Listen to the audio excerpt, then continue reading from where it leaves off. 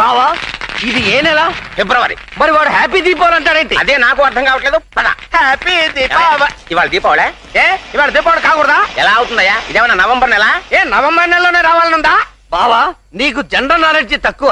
నరకాసురుడు చచ్చిపోయింది నవంబర్ లో, ఫిబ్రవరిలో కాదు. ఆహా నరకాసురుడు నేను నవంబర్ నెలలోనే చచ్చిపోయాను నీకు ఫోన్ చేసి చెప్పాడా? క్యాలెండర్ లో రాసిందయ్యా.